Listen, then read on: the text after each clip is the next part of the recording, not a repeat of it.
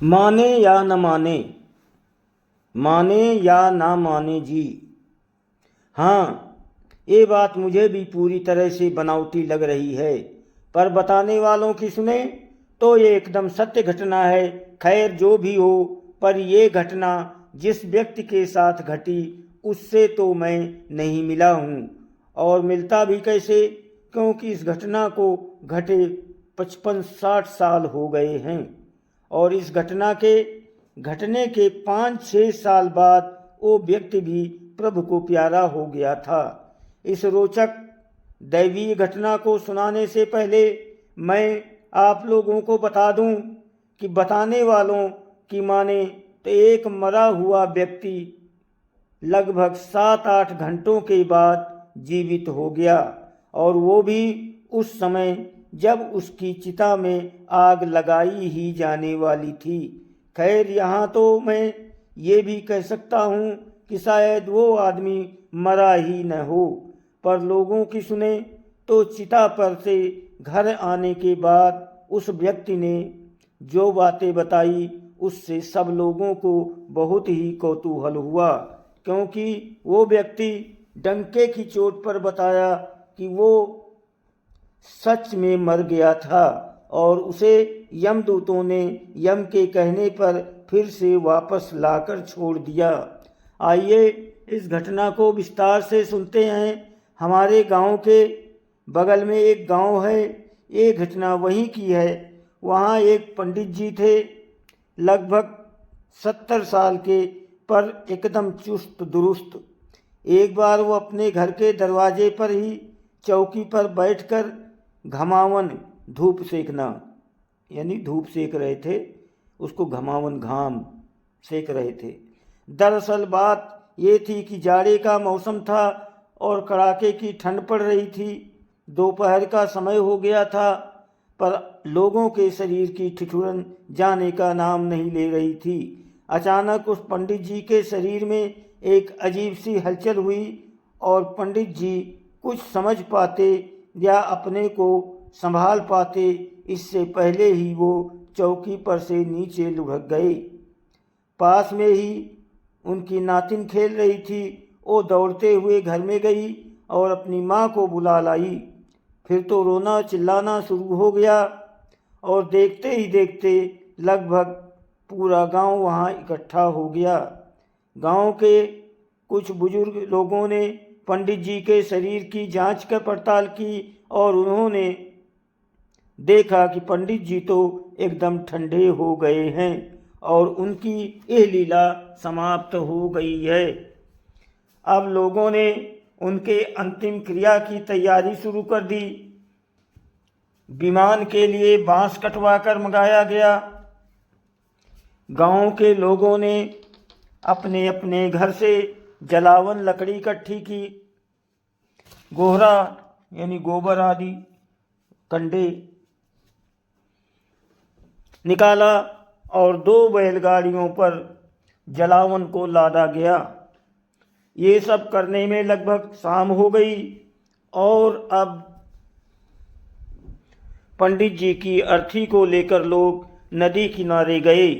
ठंडक का मौसम होने के कारण सब लोग जल्दी जल्दी चिता सजाने लगे। बैलगाड़ियों पर से लकड़ी आदि को उतार कर चिता सजाई गई। फिर इस चिता पर पंडित जी की लाश को रखा गया। फिर कुछ लकड़ियाँ आदि रखकर घी धूप आदि डाला गया, और इसके बाद वो पंडित जी के बड़े लड़के ने ज्यों ही परिक्रमा करके चिता में आग लगाने के लिए झुके, तभी चिता में थोड़ी हलचल हुई। काफ़ी लोग तो डर के चिता से काफ़ी दूर भाग गए, पर पंडित जी के बड़े लड़के डरे नहीं। हाँ, ये अलग बात थी कि उनके भी रोए खड़े हो गए थे। उन्होंने थोड़ी हिम्मत दिखाई और लाश के मुख सिर पर से लकड़ी आदि को हटाई। अरे ये क्या, लाश का चेहरा तो एकदम लाल और पसीने से तरबतर था, और अब साथ ही लाश की पलकें भी उठ गिर रही थी। अब पंडित जी के बड़े लड़के वहीं से चिल्लाए कि आप लोग डरिए मत, और चिता के पास वापस आइए, पिताजी जिंदा हैं। पर लोग उनकी कहाँ सुनने वाले थे। कुछ लोग तो घबराकर और दूर भाग गए, क्योंकि उनको लगा कि पंडित जी का भूत आ गया है।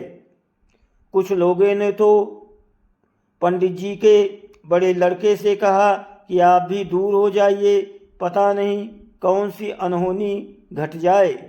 पर पंडित जी के बड़े लड़के वहीं डटे रहे और एक एक कर लाश के ऊपर की सारी लकड़ियों आदि को उतारा और इसके बाद अपने पिताजी को भी अच्छी तरह से पकड़कर चिता से नीचे उतारकर वहीं नीचे सुला दिया और इसके बाद दौड़कर जाकर नदी में से एक अंजलि पानी लाकर उनके मुंह में डाल दिया। अब धीरे धीरे लोगों का डर कुछ कम हो रहा था और एक एक करके डरे सहमे लोग फिर से चिता के पास इकट्ठा होने लगे। अब पंडित जी भी थोड़े सामान्य हो चुके थे। उन्होंने धीमी आवाज़ में अपने बड़े बेटे से कहा, हमें घर ले चलो। अब फिर से उस पंडित जी को बैलगाड़ी में सुलाकर घर लाया गया। फिर एक झोला छाप डॉक्टर को ही बुलाकर बोतल चढ़वाया गया।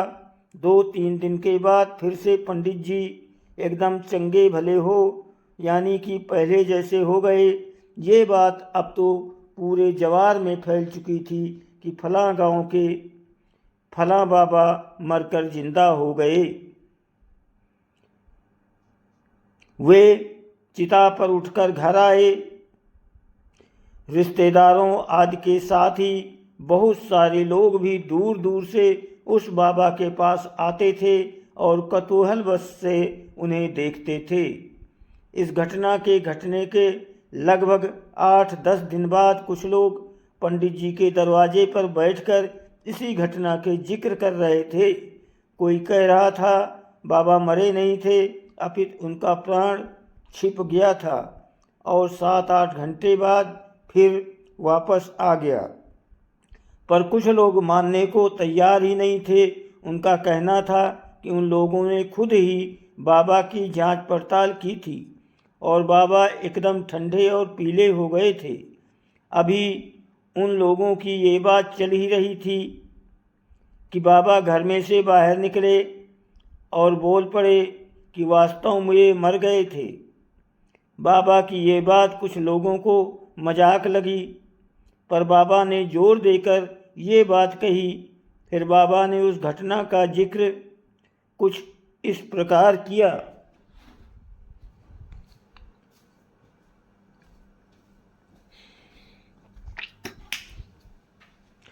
उस दिन चौकी पर बैठे बैठे अचानक पता नहीं क्यों मेरे साथ क्या हुआ कि मैं चौकी पर से नीचे गिर गया और चौकी पर से नीचे गिरने के बाद मेरे साथ क्या हुआ ये मुझे पता नहीं चला। हाँ, पर कुछ समय बाद मुझे अचानक लगा कि मुझे कुछ लोग उठाए ले जा रहे हैं। वे लोग वापस में कुछ बात भी कर रहे थे, पर मेरी आंखें बंद थी। अब मैंने धीरे धीरे प्रयास करके अपनी आंखें खोली तो क्या देखता हूँ कि मैं 2-3 लोगों के साथ उड़ा जा रहा हूँ। हाँ, पर वे लोग कौन थे ये मुझे पता नहीं। वे लोग देखने में थोड़े अजीब लग रहे थे और उनका पहनावा भी थोड़ा अलग ही था। और हाँ, मुझे अब डर नहीं लग रहा था और ना ही मैं ये समझ रहा था कि मैं मर गया हूँ। मैं तो बस उन लोगों के साथ उड़ा जा रहा था। हाँ, यहाँ एक बात और स्पष्ट कर दूं कि मुझे लेकर जो 2-3 लोग जा रहे थे उनके चेहरे भी अब मुझे बहुत स्पष्ट नहीं हो रहे। आगे बाबा ने बताया कि कुछ ही मिनटों में वे एक दरबार में हाजिर हुए। लगता था कि किसी राजा का दरबार है। बहुत सारे लोग बैठे हुए थे। वहाँ एक लंबा टीकाधारी भी बैठा हुआ था। उसके हाथ में कोई पोथी थी। अब क्या मुझे देखते ही वो टीकाकारी राजगद्दी पर बैठे एक बहुत ही विशालकाय व्यक्ति से कुछ कहा। उसके बाद उस विशालकाय व्यक्ति और उस टीकाधारी में से 2-3 मिनट तक कुछ बातें हुई। फिर कुछ और लोगों को बुलाया गया और उन्हें मेरे साथ लगा दिया गया। अब क्या फिर मुझे लेकर वे लोग दरबार से बाहर निकले। हाँ, इस दौरान मैंने एक जो विशेष बात देखी वो ये थी कि उस राज दरबार में जितने भी लोग थे उन सब का एक आकार तो था, पर वे हवा जैसे लग रहे थे। मतलब हाड़ मांस के नहीं, अपितु हवा आदि से बने हों। अब मुझे लेकर वे लगभग 8-10 लोग जल्दी जल्दी एक दिशा की ओर बढ़ने लगे। मुझे कुछ समझ में नहीं आ रहा था और ना ही मैं बोल पा रहा था, पर हाँ, मैं इन लोगों के साथ उड़ा जा रहा था। धीरे धीरे ये लोग अलग अलग दिशाओं में बंटने लगे और अब मेरे साथ केवल एक ही आदमी था और वो मुझे लेकर पहले घर पर आया और बहुत परेशान दिखने लगा। तभी क्या हुआ कि उसके जैसा दिखने वाला ही एक दूसरा आदमी वहाँ प्रकट हुआ और मुझे लेकर चिता के पास आया। हाँ, चिता के पास आने तक तो मैं संज्ञान था, पर उसके बाद क्या हुआ मुझे पता नहीं और बाद में मैं जाग पड़ा और मुझे अजीब लगा कि मुझे यहाँ चिता पर क्यों लाया गया है। बाबा ने आगे कहा कि उन्हें लगा कि वो टीकाधारी विशालकाय व्यक्ति कह रहा था कि इसे क्यों लाया गया, किसी और को लाना था।